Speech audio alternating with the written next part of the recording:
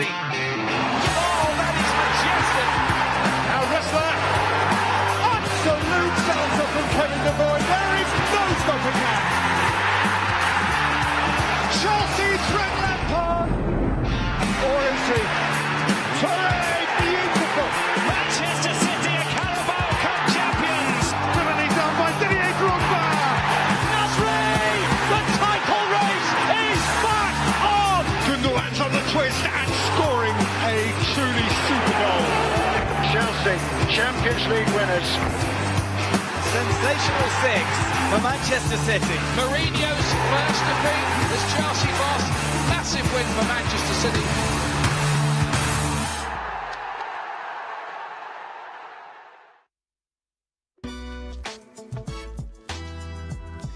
Good morning, everybody. How are you this beautiful, beautiful day? We can see the team are arriving now at Chelsea. And of course it is the Premier League champions playing the European champions. And it still breaks my little heart to think about that. Now, City have won 3 of their last 6 Premier League away games against Chelsea, more than they had in the previous 23 visits to Stamford Bridge. We are looking to win back-to-back away top-flight games versus Chelsea for the first time since January 1955. And I'm anxiously waiting to see there who's getting off the bus, who is fit, who might be playing today, and we'll be bringing you the team news very, very soon. So good morning, my name is Natalie Pike and I am joined today for this Matchday live extravaganza with my friends Steven McInerney and Nedum and EsteemedKompany. Now we'll be hearing from both of them very shortly, but of course it's still fresh in all of our memories, the last 3 times that we have played Chelsea. Obviously the FA Cup, the Premier League and the Champions League all did not go our way. So we're going to have a little look now at the team to see who is playing today, to see if we can turn that run around. So the City starting 11 for today is Ederson in goal. And then we have a back 4 of Walker, Diaz, Laporte and Cancelo.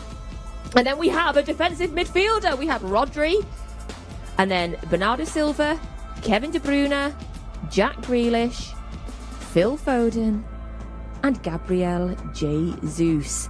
So that is the starting 11 for City today. So we'll be getting the opinions of the gentlemen very, very shortly on that. What do you make of that at home? Of course, you can get in touch with us. You can use hashtag #ManCity to contact us. We love hearing from you. We love seeing how you're watching the game, your sort of thoughts on the game as well. So I'm going to go straight over to the gents in the studio. Nedum, what's your first impressions of that team news? It's a great team, isn't it? You know, like you can still mix it up with, say, 3 or 4 different players, but I like that. I like that a lot. I think it's a very front foot team. Some of those players there, you know, they're getting towards not quite top form because it's still so early in the season, but you look at that City starting 11, it's a team you can trust to be able to go and play absolutely anywhere on the planet. So I've got no issues with it whatsoever. Steven, I'm so happy to see Laporte on the team sheet there. Like I didn't know if we saw him get off the bus. We were thinking, is he fit? Is he going to play? And he is. So happy to quote Pep. Genuinely, I'm looking at that team and it's strong.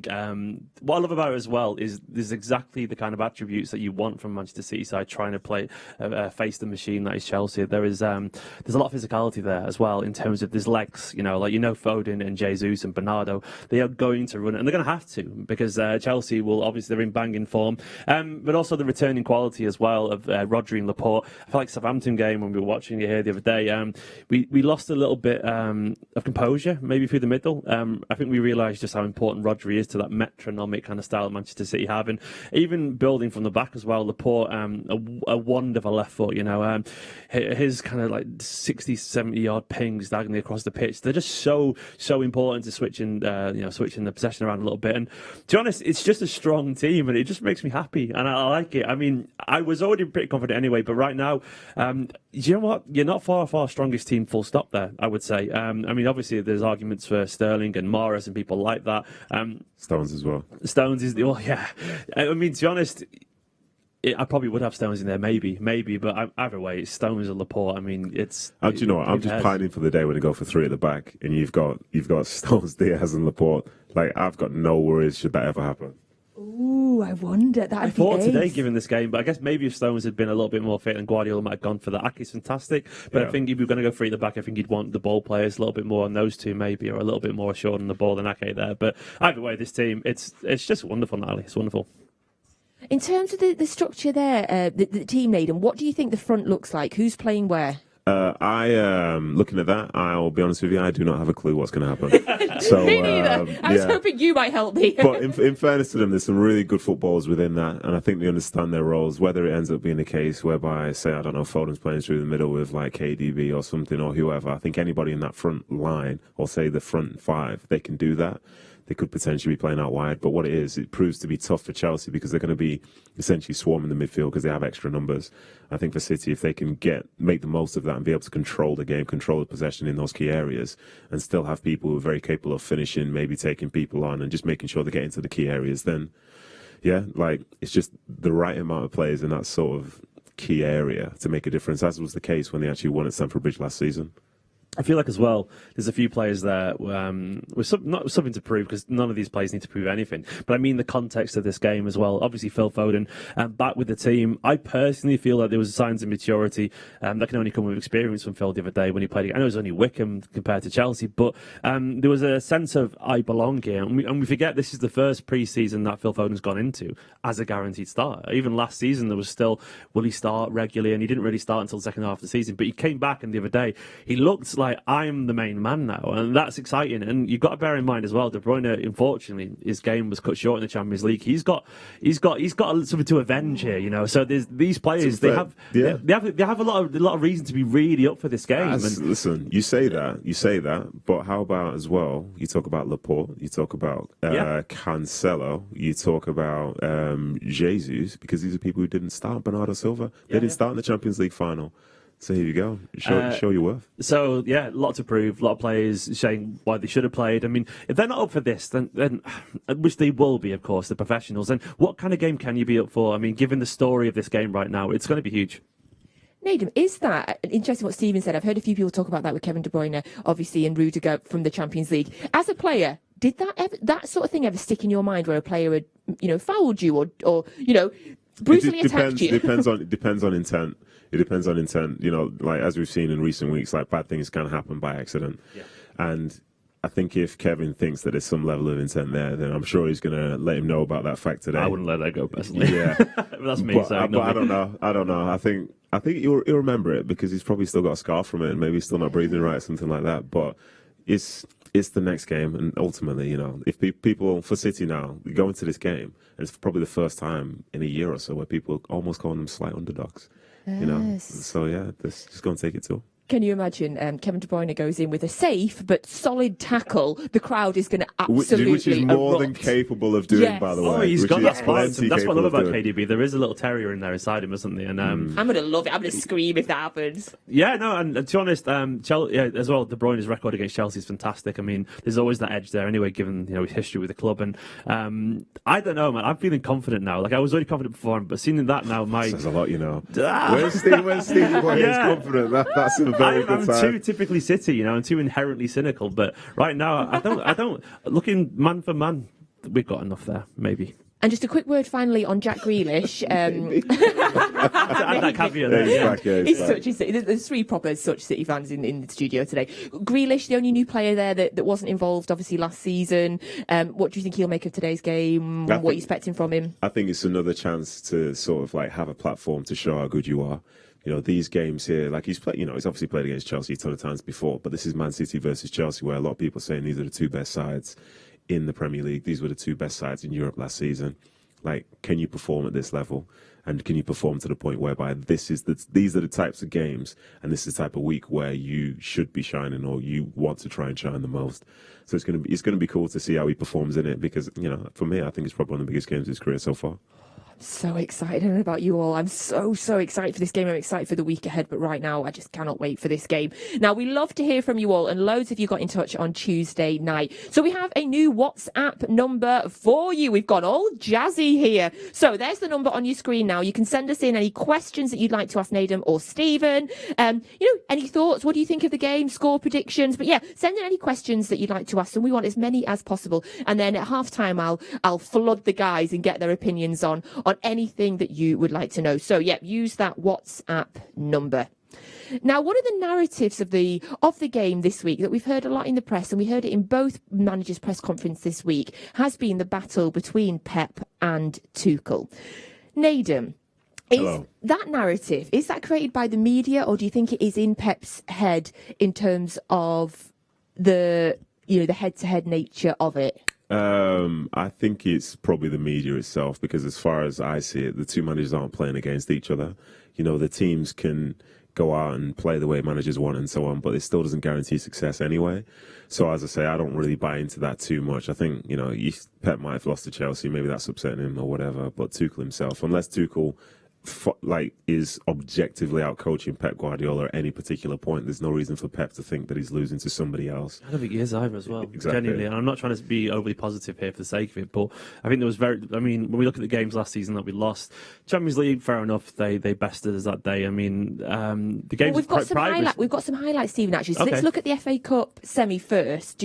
What do you remember of the game? Well, we made an awful lot of changes because our priorities, unfortunately, in this game were elsewhere on that day. So there's no denying that. I put it this way: I don't think Pep would have walked away from that game going, I gave it my best shot. We played the strongest 11. We did everything. All eyes were on that game, and we lost. I'm inferior. He won't feel that way because, quite simply, unfortunately for that on that day, we made an awful lot of changes. So that you can't feel.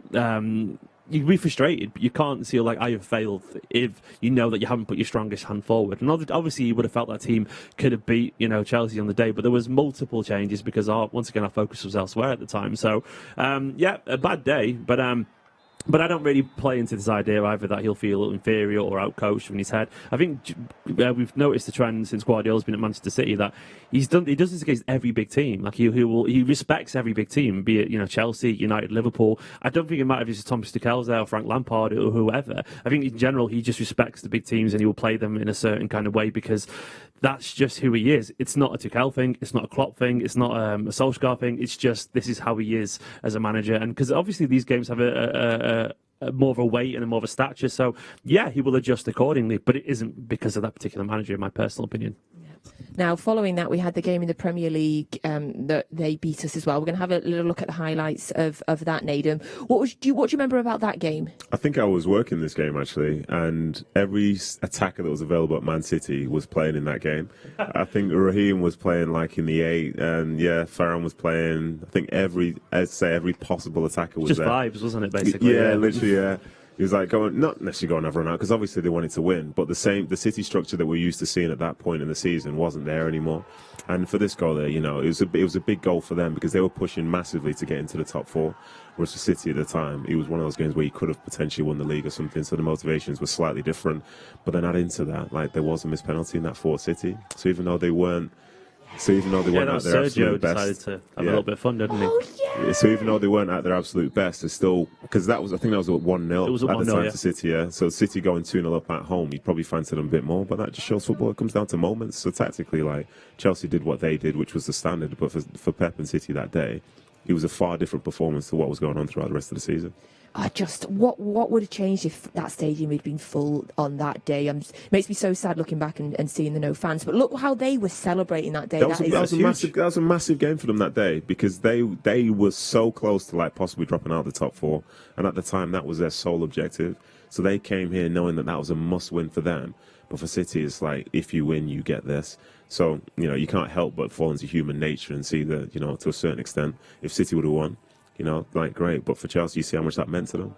And then, of course, there's the Champions League final, which I don't really massively enjoy looking back on and talking about. Yes, do you want to see some highlights of that, or shall we just skip over it? Was there any highlights from that? Yeah, no, like, let's just move on. What I can tell you, though, which is a nice positive stat, is Pep has never lost 4 consecutive matches against a single opponent in all competitions. The last time I was on with you were offering some wicked stats, which then just cursed everything. Yeah. So thanks for that. Thank you very much. But yeah. No, I did it on the Spurs game as well. I'm the same. Sometimes they're written down here, and I think I'm not going to read that out. I'm going to get in trouble. But sometimes just pretend you can't see.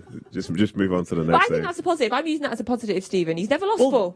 Because it's Pep, you know. And there's one manager, I guess, you do obviously want to have a successful winning streak against Pep, but then that's the wounded animal in the corner, isn't it? You know, I don't want a Pep bite personally, you know, and I would be nervous now thinking he's going to get it right eventually, and this is going to be.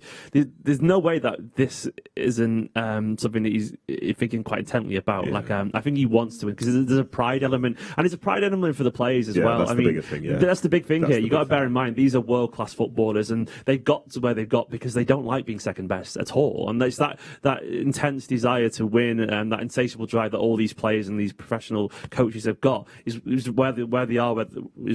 Tired this morning is why they are where they are right now. So that will also motivate Guardiola as well. You know, so he will, of course, be doing absolutely everything today, as we can see by the lineup, to get one over Chelsea. So that has to be a factor that we consider. Is that a thing in terms of in your head, Nedum, as a player in teams that you've experienced, the pride aspect of, well, they've beaten us 3 times now, like the kind of revenge is not the right word, but it is the exact right word. It's the exact one. Okay, yeah. I like it. Okay. Yeah, it's not. I think it's never really about 3 times because within those 3 games, the teams would have been mixed up as well. It's just the last time. You know, that's the key thing for me. Whether it was a Champions League final, whether it was just during the season. Like, I don't like losing twice to a team in the season or within a short period of time. And for Chelsea, you know, the City fans, City know that there's a lot of like noise being made about Chelsea this season. There's a lot of noise being made about these other teams this season. But you're still Man City. You've won the league 3 out of the last 4 years. They all know each other as well. You've got to bear in mind that they literally know each other, like Chelsea and Man City's players. There's also that element of like some of these will be in WhatsApp with them as well. And I didn't like losing 5-a-side to a mate. So imagine if it's your job and it's worth what it is in terms of the prestige and obviously your career and so on. You really think Foden and Grealish are going to get text from people like Mason Mount and Reece James again? You know, after seeing them hold the Champions League trophy up, that is going to drive them forward. And to be honest, it very much should be, you know, it's the old cliche, but it should be like, look what happened last time. Fix it. Did you ever WhatsApp your mates when you'd beaten them, be like, nah? Well, it depended on the mate, to be honest with you. Yeah. Sometimes I would like to let them know, but I would, you know, I also try and be nice. But the key thing, to be fair, for this game here, we talk about the Champions League, but this game here has City with a gold badge on the side, which is something that Chelsea are trying to strive for. So even though the Champions League did happen, you know, this is the Premier League, that's City's. So, you know, come get it. Yes. So Nedum is playing for pride today. We're playing for pride today. The players will be playing for pride. Pep will be playing for pride. And we can hear from Pep Guardiola now. Last 3 meetings, what can tip the balance back your way today? Another one. So learn from the defeats, learn from the victories, and Premier League game away, one of the toughest ones. Good challenge. Ready for that. 4 players come back in from the last Premier League game. Laporte, Rodri, Foden, Kevin De Bruyne. There's a lot of quality and a lot of experience that you need today. Well, I mean, and Rodri make an incredible effort to be here. And Kevin and Phil are so important for us, but in the same time, so there are other players in the bench important. Everyone is key. Season's too long, many games, so everybody's involved. Yeah. But no Torres or Sterling starting today. It's an interesting contrast between Chelsea and their big number 9, the traditional centre forward, and your more fluid system. Is that going to be a big factor today? Yeah, for a long time.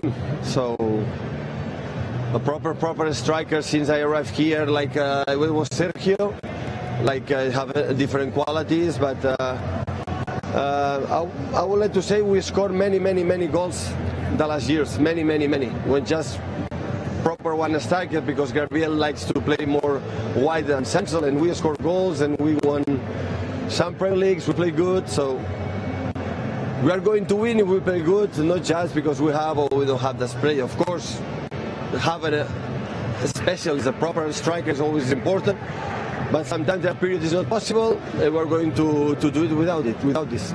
We're looking forward to it. Thank you very much. Thank you.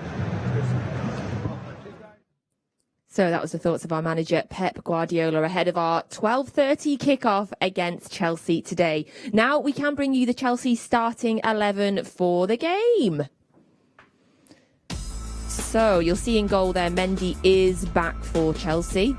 And then it's Azpilicueta, Christensen, Rudiger, James, and then Kante, who obviously had that best game of his life in the Champions League final, Jorginho, Kovacic, Alonso, Lukaku, and Werner. So really strong starting 11 there from Chelsea as well.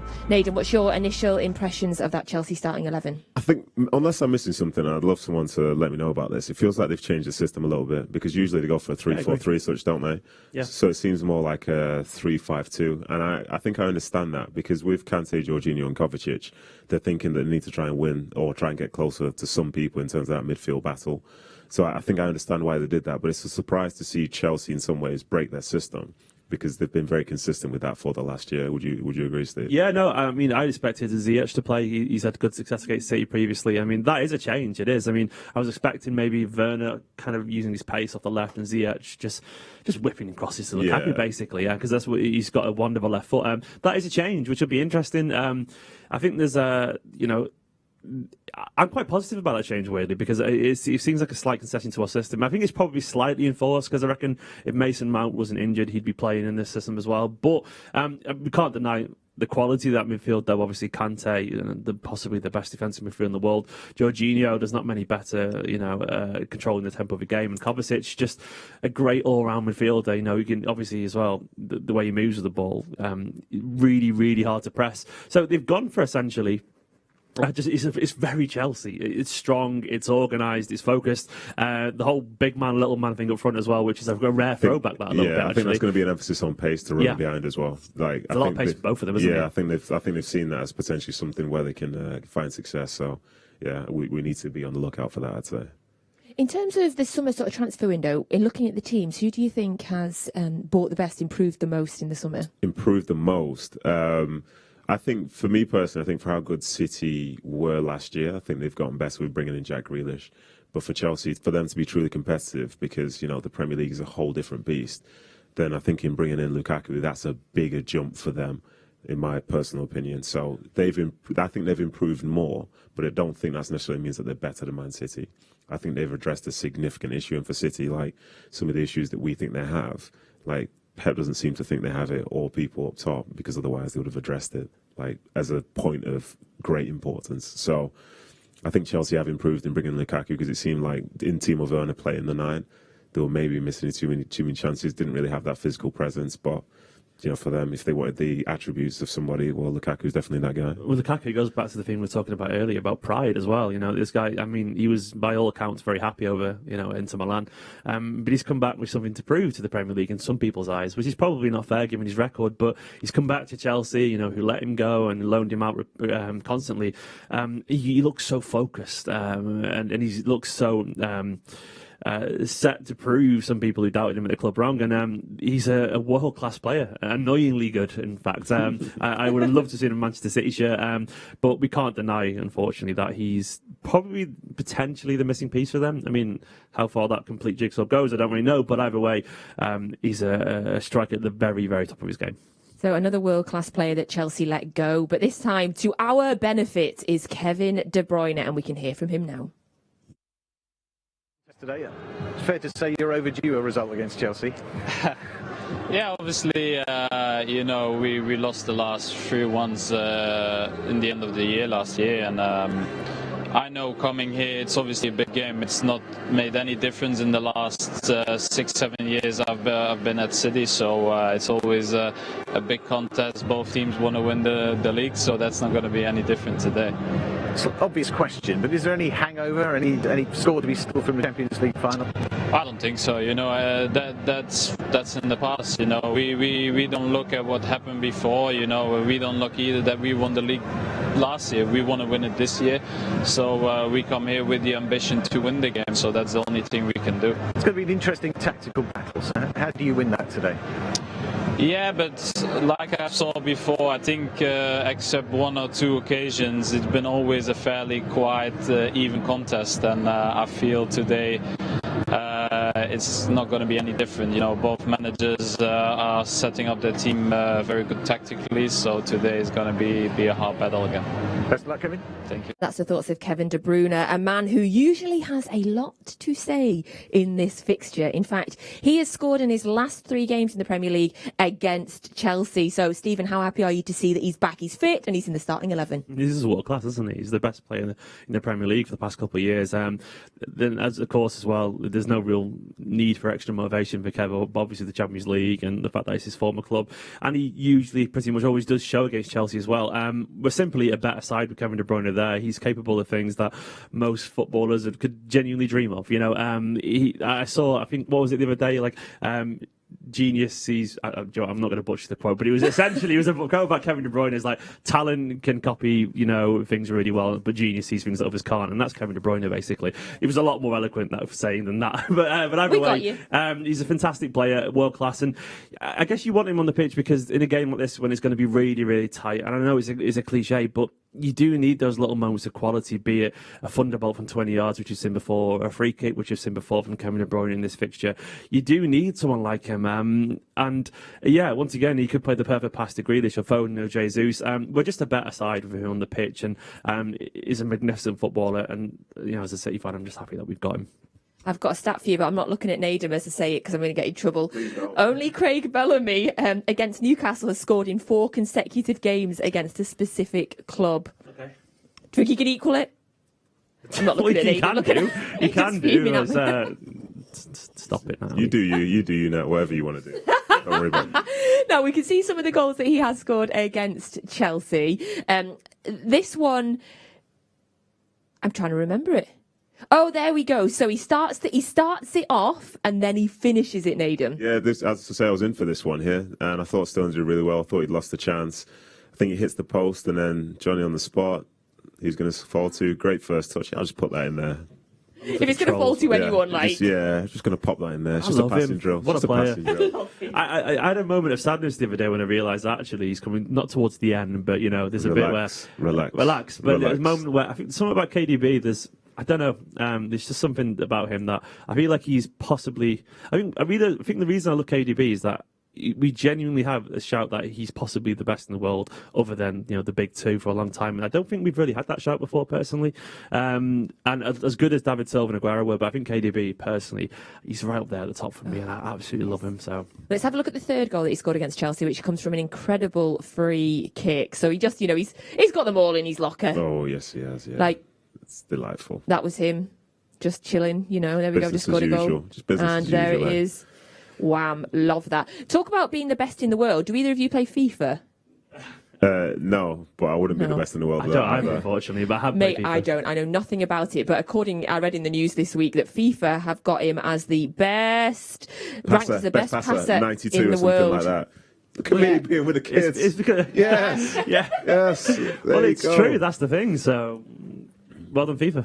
Yeah, I'm just like, okay, FIFA, I don't know what it means, but I'll take it. Brilliant. Yes. Right, we're going to move on now to our wonderful new game that we've been doing this season. If you've been watching the shows at home, which I hope you have, I hope you've been getting involved and getting annoyed at trying to work out what this is, because our new game is Cryptic City. Now, you'll have played this last week. Have you played it yet, Nedum? I have, yeah. You have, right. Okay, so what we're going to show you is a series of pictures. You need to decipher what the pictures are and put them together to name a current or former Manchester City player. So let's have a look at our Cryptic City for this week. Okay, so you've got 4 pictures there, and what we want you to do is try and work out who they are or what they are. Put them together. Now, gents, don't have a think about it, because we're gonna ask everyone to tweet in their guesses. Use hashtag Man City, and then we're going to talk about it at half time. We're going to give it away at full time. I mean, that's an egg. Oh, I mean, I don't know who that is in the third picture. I can't see. So that's Tom Hardy. That's Tom Hardy. The third picture, I can see the first one. I mean, but he's playing one of the Cray twins there, isn't he? One of the Cray twins. Okay. Yeah, and then that's Amy Winehouse. Got it. I got it. I've got it, teacher. Okay. Teacher. Now, I've got it. I'm struggling because I know nothing about cricket, and that's some sort of cricket player. So it doesn't matter. You don't need to know that one. Okay. It's all connected. Yeah. Right. Now, if you're celebrating at home just like these two, I'm very proud of them. You can tweet in your answers. It's #ManCity. Let us know who Cryptic City, who the player is today. I love the new Cryptic City game. It's good. Not that you can do it, but I'm sure you do love it. Yeah. Hey, no, I can do it. I've got it. I know who it is. Yeah, somebody just told you. Okay, I understand. No, someone's not told me. Right, we're going to move on now for a chance for me to mock these guys after all the mocking I get. Because we asked both Steven and Nedum to put together their combined all-time City Chelsea 11. Now, we asked them to have a good think about it during the week and put together who they thought would be the best 11. A nice little bit of fun for them. Right, Nedum, let's start by having a look at your City Chelsea combined 11. Can you give us a little talk through what your thinking was? Okay, so just so we're clear here, there's no wrong answer to this. Right, okay, so everybody, no right answer, right? So nobody get angry about this. The viewers can decide. The viewers can decide. If you think it's wrong, let us know. So Edison, I think, has been fantastic for Man City across the last few years. I think some of his attributes, not just in terms of shot stopping, is like making him one of one in terms of this sort of time in the Premier League. So I know Chelsea had Check and so on, but for me, I'm going with Edison.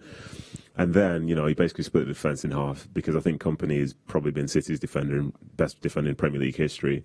And I think Kyle Walker, for as much as I love Zaba and I love Micah, I think Kyle I don't think those two would necessarily fit into this version of Man City, which I think is the best. Yeah. So I've gone for those two. And then for Chelsea, those two were stalwarts in the years when they were very successful. And then to go into midfield, I was obviously a bit biased here because I went for 3 City midfielders in Yaya Toure, Frank Lampard, and Kevin De Bruyne. Man City legend Frank Lampard. Yeah, exactly. Yeah, Chelsea legend De Bruyne as well. But no, I thought Yaya Toure, when he was at his best, was completely unplayable. Frank Lampard, when you look at his record in the Premier League, it will probably remain untouched from a midfielder's perspective. And in De Bruyne, it's like as Steve was saying there, like he's probably one of the best players in the world. And then you go to the front line. Hazard for them has probably been one of the most exciting players in Premier League history for them. Aguero for us is Sergio Aguero, and then David Silva. His statue is just on the other side of the stadium. So what more do you really need to ask if you would want to talk about some of the best players to play for the team? This is really tough, by the way. I always find it hard when we just do a City best 11, but Chelsea have some incredible players there. So I'm definitely liking your Cole there. I don't know. I'm wondering. I would have put Drogba in. Where's Drogba? Well, he's not as good as Aguero. That's the thing. Yeah, from a goal standpoint, like he had his impact, but from a goal standpoint, he doesn't even touch. It's not even close. He genuinely I would have put him in instead of Aguero. He's only had 2 seasons over 20 goals. And after that, it was 16 goals for Drogba. And he was there for 9 campaigns. So he essentially burned incredibly bright. But then there was a few seasons where he was very good because he was Drogba, but he wasn't as clinical as the same level of brilliance that you get from Sergio every single year.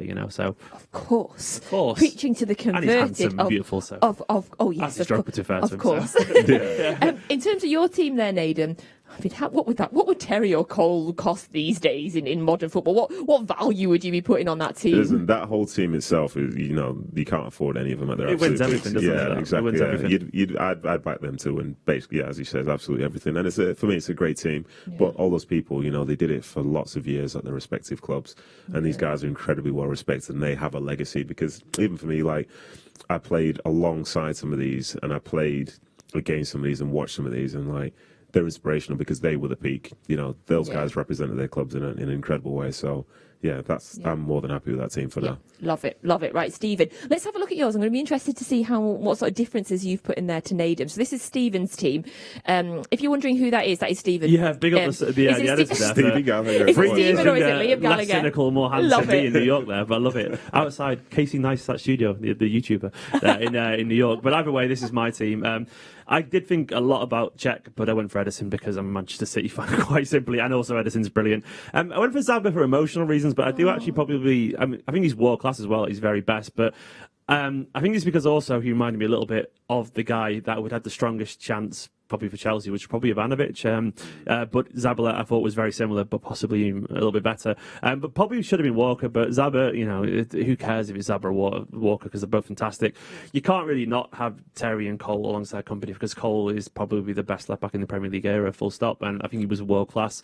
I went for balance, which is probably a naive thing, because if you've got Yaya Toure, you don't need balance. I went for Ferner, but I went for Ferner, David Silva, and to be honest, it could have been Kante as well, if we're being totally fair. But Lampard, goals, Fernandinho, David Silva, and then I kind of went for the old-fashioned Pellegrini, De Bruyne out wide, but it could have been David Silva there. But Sergio in the middle, and Eden Hazard as well.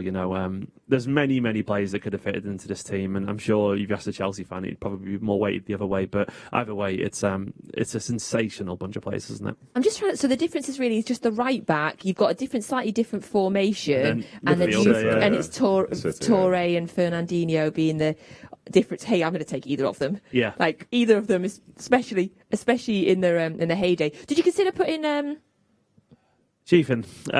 Listen, I didn't consider putting myself in, so I don't expect you to consider putting me in either. No, I'm sure we kept pushing teams you get in eventually. So if you want to talk about like City generations where like you couldn't score a goal, so you have to be defensively strong or whatever, I think that might be part up for that. But yeah, from your generation, I did consider sweep Sean Phillips, because I thought at one point, he's very, very best. He played for both of these sides, and there's not many better right wingers in Premier League history, in my opinion. Honestly, I mean that. But then for as good as he was, and I saw it firsthand, especially that season before he went to Chelsea, like Eden Hazard. Yeah, so, he's not Hazard or De Bruyne, is he? Let's be honest. Unfortunately, but that's a very high bar. If you're watching this, Sean, I'm not agreeing. I'm not agreeing with these two. They said it. They said it, not me. But yeah, I always remember his goal against United here, where he ran all the way down the wing and then he did the robot celebration the pride I felt when he pulled on an England shirt against a Manchester City fan. I was absolutely buzzing for him. Genuinely, I don't fully pay attention to England games always, but I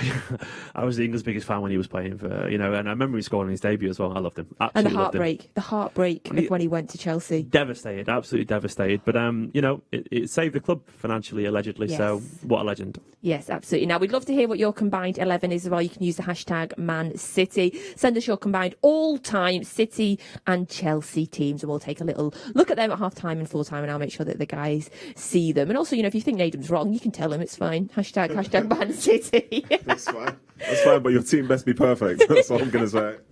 Right, we're going to move on now. We're going to talk about one of the key battles in today's game, or I think one of the key battles, but I'm going to get the opinions of our guests as well. So, Nedum, I'm talking about Lukaku versus Ruben Diaz. Do you think that's one of the key battles today?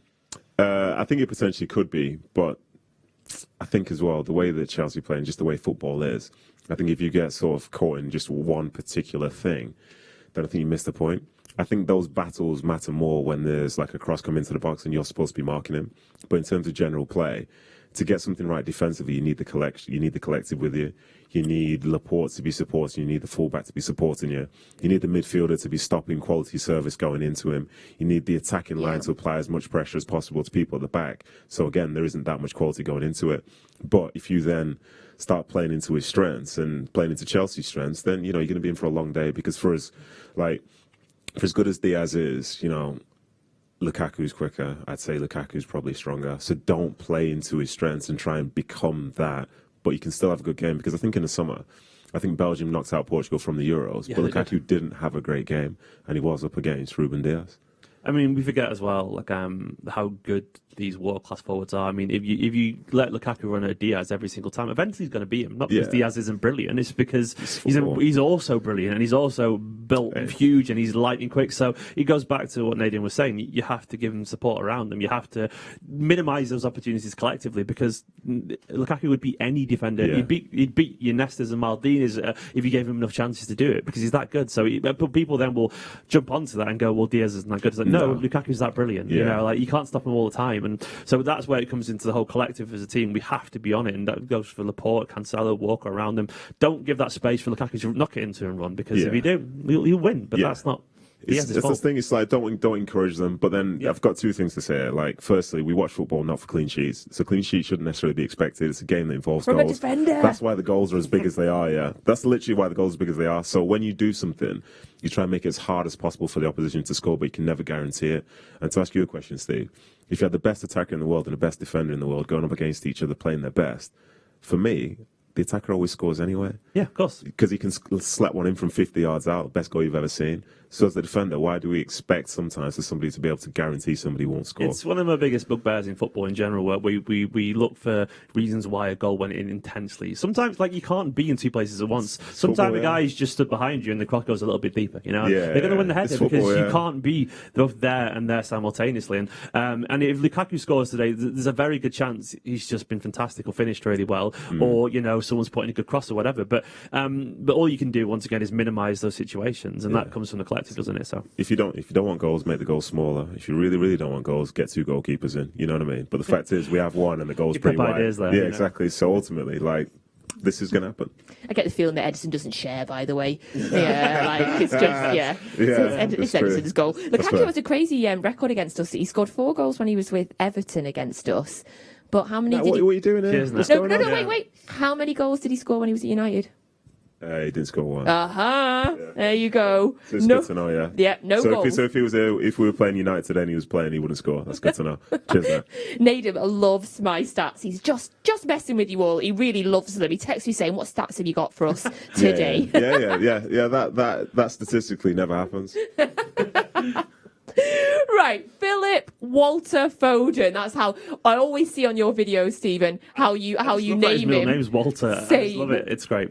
Philip Walter Foden is back, and midweek, regardless of who we played, I thought he was absolutely phenomenal.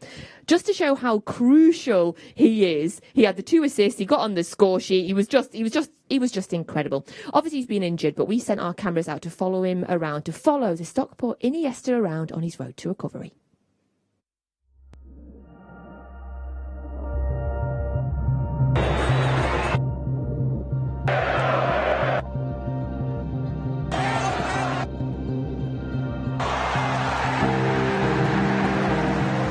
Of course, Phil, after the injury for the national team, was 2-3 months out, so that's why it's important for him playing these 90 minutes. Just burst out crying with devastation that I was injured, but I was just praying on that day that the team won, and it was unfortunate that we didn't.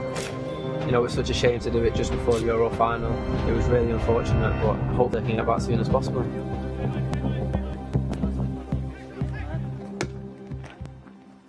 It's like the naughty kids at school where you separate them in the hope that... You got on there? Mike. Can't talk your nonsense anymore. Mike, up. Oh, look at this. Beautiful. The stage Phil's at the minute is sort of returning to run. So we'll do sort of some of the mechanics drills, starting to prepare in terms of some of that post-production stuff, a bit of ball work. And then we'll progress him through his Alta G, sort of today, tomorrow, with a view of getting him back on pitch. So we're not quite at the top end, progressing sort of intensity really. So I'm marching up, so nice and relaxed, pocket to ear, sort of not on your toes, but that pressure through your forefoot. There's short steps, nice and quick. And then lateral, just step in, high knee. Good. Get that knee high every time. Short steps and then spin around from here, mate. Comfortable enough on your feet.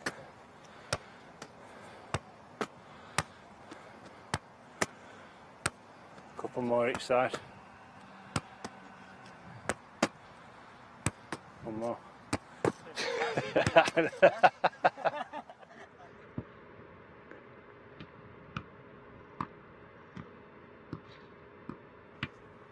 Phil, come on, just relax. Look, can we say some... Just stop trying to meg me. Just put your shoes on. He's megged me twice in 2 days, so...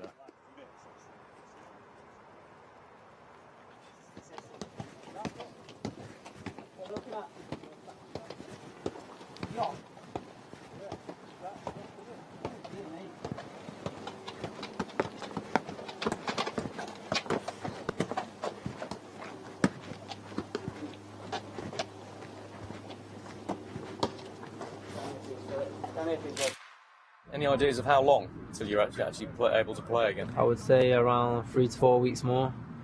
So yeah, hopefully it flies by and I can just get back on the pitch.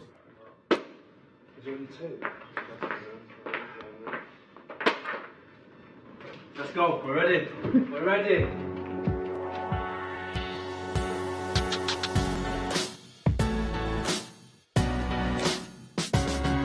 Cut that out, cut that bit out. Cut that out.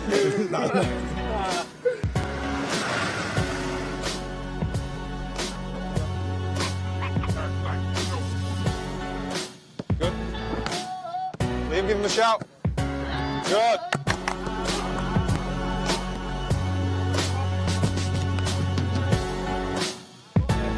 Yes! Well done, Phil. Yes, Liam, jump in. Top quality. This is supposed to be a blow. If you're not blowing, I need to do more.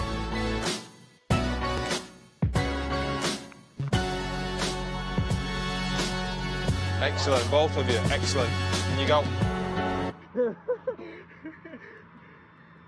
Can I just check the latest? De Bruyne, Foden were injured. Are they back? Are they fit, ready to play? Yesterday, Phil made the first training session, and Kevin training good to the last week. And yeah, they feel much better. Here we go. Here we go. Feel a little bit weak.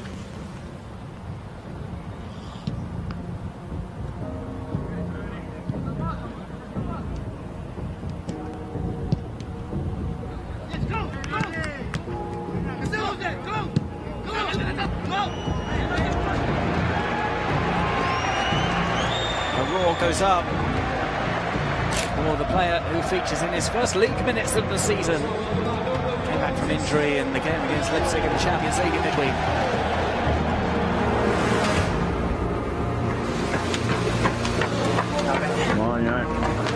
It's really nice to be back. We had a difficult time out, a long injury, so yeah, it's good to get minutes. Yeah, I'm feeling really good now.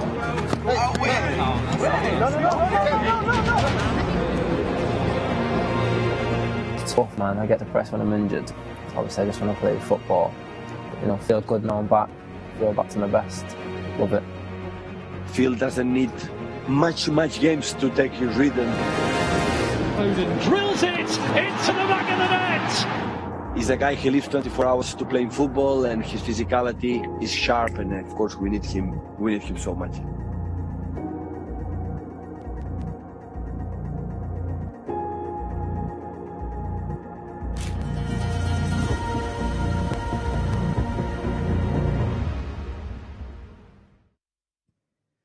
Philip Foden.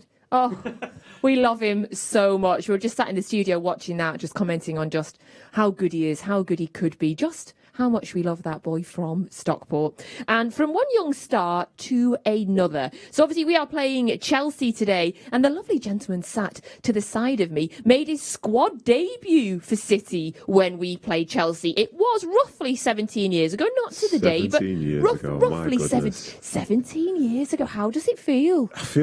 I feel like I'm due my PFA pension next month when I turn 35. Yeah, to say that was 17 years ago is crazy, but I remember just the feeling around it, because I wasn't really anywhere near the first team. Like, I'd done pre-season with them, but as I saw across the years, youngsters will do the first like part of pre-season and just disappear. Say like, enjoy yourselves, take care of yourselves, all this stuff. But I would be played against Manchester United in the midweek in a big game across at the regional stadium. I had like 7,000 fans there. It was a proper like Manchester derby, like getting in faces. I was like rumbling with Kieran Richardson. I loved it. Went to college the next day, and while I was there, I got a call from the kit man, Les Chapman. And he said, "Oh, what number do you want to be?" And I was what like, a call that is. I was thinking, like, I was like, Eric Chappie. He said, "What number do you want to be?" I said, "What do you mean? Like, number 4?" I said, "Well, for the game on the weekend." I was like, "What do you mean?" That's how you found out, right? That's how I found out. I love the flex of that. The kit man being like, "I'll make the call." Yeah, and then he gave me 16, which is incredibly low for a first number. Yeah. Incredibly low. Wow. So I was like, "Oh, okay." So then next thing, I was training with the first team on the Friday, I think. And then, yeah, I was on the bench for City versus Chelsea. City won with an Anelka penalty. and that was Chelsea's only loss for the entire season, and that's when I started. Yeah. Was it your influence on the bench? Was it your presence I can confirm, that you brought to the team? I can confirm, looking back, that it was not. Yeah, it was definitely not that. But it was crazy because, like, as I said, I was at college. I was in college. You never know, man. You never know how these little things, I believe, and the little pebbles can give the biggest ripples. You know, course, and you never, like, you've been there. It might have been like, you might have reminded them of the purity of football. Nobody was looking at me thinking, who is this guy? And he's definitely not going to come on because we're playing against you know, and a Chelsea. little smile on the face could have put him in a better frame of mind. You don't realise how these things can affect players. Did you get a win bonus that day then if you're in the squad? Well, here's Are the you thing. like suddenly rich? Well, relatively speaking, yes, because I was on £80 a week at the time, and then the win bonus at the time was a few thousand. So I went from being the guy who was like going around looking for like food chains, all sorts. Because I was the guy who knew where the £5 cash machines were in Manchester when I'd had like £7 in my account. I'm the same age, I remember that as well. Yeah, like the £5 was the best. That was literally a thing. So all of a sudden it's like, well, it's the Premier League. You've just beaten Jose Mourinho's Chelsea, and there you go. I'm like, oh, okay. How old were you again, sorry? I was 17. Ah, so you weren't even... No, you probably could have got in some places, I reckon. I did. I perhaps got in some places when I was younger, yes, perhaps. But it was like... It was incredible, because then that was very shortly after that I played my first game at the stadium, which was absolutely incredible. And then, 17 years later, I'm sitting here and the stadium's still there, and I'm reminiscing. You're obviously a very intelligent man then. Did you stay on at college when you started in the team? I was finished. I didn't finish at college for another year after. I think I finished college when I was actually 19. So I did. I spent 3 years there, but I did it in a way whereby I did 2 AS levels in my first year. Then in year 2, I did 2 A2s and an AS to then finish with an A2 in the last year. And I was playing first team at that point. That's insane. That's a bit like Rodri, though. Have you read Rodri's story? His business economic stuff, yeah. Yeah, when he was playing in... who did we buy him from? Atletico. And he was still at university over there as well. So yes, yes. So when you were at college, you're on £80 a week. You're the guy that's probably getting the bus to college. Then you start in the team, and then you guy that's driving to college. You must have been popular. Listen, I was driving to college, but I was driving a Polo to college. Yeah, a VW Polo. So like. I was very much grounded. Yeah, it was never real. Even when it was real, it wasn't real. Yes. You know what I mean? Nedum's dad taught my wife, so at school. Yeah. So I mean, he was a good bloke. So of course, Nedum would have been grounded. But it's small world, eh? It's a very small world. And I'm presuming that when Sergio Aguero came, he said, "I want the number 16 because of you." So not to toot my own horn or anything, but. Yes, that's exactly right. So Sergio, here you go. You can have 16. And then when I went on loan to Sunderland, I said, do you know what, Vinny? You know, I trust you to look after this number 4, which is my next number. So I said, you take that and you become a legend. And then lo and behold, those two became legends, all down to me. You're a good guy. Fairy tale, isn't it? Yeah. We appreciate it. Thank you very much. Thank you. That's my place in Man City history. Right, so we are around about 9 minutes to kick off. So we're just going to give you a little recap on both the starting 11s for today's 12:30 Premier League game, Chelsea versus Manchester City. So the City team for you. In goal, it's Ederson. Then we have a back 4 of Walker, Diaz, Laporte and Cancelo. Then we have Rodri, Silva, De Bruyne, Grealish, Foden and Jesus. Now we're going to have a look at the starting 11 for Chelsea, and that is Mendy, Azpilicueta, Christensen, Rudiger, James, Kante, Jorginho, Kovacic, Alonso, Lukaku and Werner. So that is your 2 starting 11s for the game that kicks off. Keeping an eye on my watch, the 8 minutes, the nerves of my belly suddenly started to go, realising there's 8 minutes. Right, now, we've got a load of stats here, but I'm now refusing to read them out when Nedum is in the room. So thankfully we have Here we go. we have Michael Brown, who is going to read out the September edition of Stat Chat with Cisco. Here comes the ball into the net, and Manchester City have a real uphill battle ahead. Okay, Gundogan, and what a goal that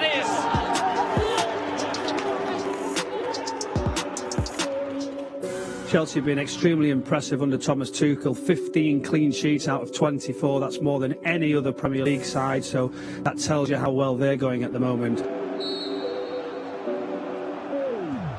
the wall, curling effort, brilliant goal! Jesus now back with Kevin De Bruyne, who lines up a shot and scores for City! Kevin De Bruyne, he scored in the last 3 Premier League games, so It should be a fantastic game. We're all looking forward to it, but really hard to beat this Chelsea side. And obviously with the results towards the end of last season, well, that affects Manchester City's approach to this game. Zayt scores. Raheem Sterling to take up that spot, and here comes the ball into the net. It's Phil Foden. So that was Michael Brown with our September edition of Stat Chat with Cisco. So we've got around about 6 minutes to go now before the game starts. We'll just get a final kind of match prediction from the gents. Nedum, final thoughts on the game today?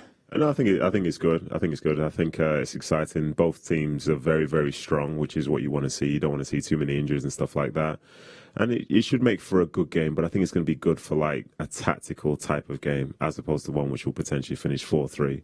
But, you know, I hope I'm wrong, but I think it's probably going to be quite tight. Ooh, so you thinking our half-time chat is going to be quite tactical? X's and O's, yeah. This is false nine pivots, all that nonsense, yeah. Expect Right. 15 minutes of that at half-time. I'm just going to say Nedum talk, and then you could go for it. Stephen, what's your final kind of thoughts on the game today? I don't know, it's just the energy of being here today, but I'm feeling very positive about it now. And I think, to be honest, when you look at the 11, I probably should be confident. You know, it's a fantastic City side. We've once again, as we discussed in this show, a lot to prove in the context of this game, I guess. And why not go for it, man? I mean, you've got to bear in mind that Chelsea will have expectation on them to be the favourites now and to win, and they'll be feeling that little bit of pressure as well. So I'm probably going to upgrade to maybe a Man City win, but either way, I think we'll play well, which is the minimum requirement for me today. Can I push you for a predicted score? I'll go for a tight 1-0. Okay, Nedum. No, I don't like to be pushed now. I'll just watch the game and enjoy it. Okay. Yeah, you're going to get your notes now. We want tactics at half-time now. Yeah. Now, quickly before we go to the game, because it is now 5 minutes away, and they're not going to wait for us just to talk about Cryptic City, so we need to fit it in nice and quickly. Here's a reminder of the Cryptic City clues for today. So, which Manchester City player, current or legend, is this? We want you to send in your suggestions, your answers to #ManCity. So, that's an egg. That's Amy Winehouse. That's some sort of cricket, and that's Tom Hardy playing somebody. There you go. Get it from that, everybody. Right, thank you so much for joining us today on Matchday Live. Big thank you to Stephen and Nedum, who will be sticking around with me for half-time and full-time analysis. Nedum, this will have been 303 games in charge for Pep. One more win, and he is officially our most successful manager ever. If he isn't already, Nedum is giving me death stares. Right, if you're not watching the game live, the best place to get your commentary is on the Manchester City app. It is the wonderful Alistair Mann, City through and through, who's going to be talking you through the game today. And we will all be back at half-time to give you some intense tactical analysis. We'll see you then. The Premier League is warm blue once again. It's Manchester City against Chelsea. Now Rissler, absolute belter from Kevin De Bruyne. There is no stopping that. Chelsea's red leopard. Or is he? Beautiful. Manchester City are Carabao Cup champions. Brilliantly done by Didier Drogba. Nasri, the title race is back on. Gundogan's on a twist and scoring a truly super goal. Chelsea, Champions League winners. Sensational 6 for Manchester City. Mourinho's first defeat as Chelsea lost. Massive win for Manchester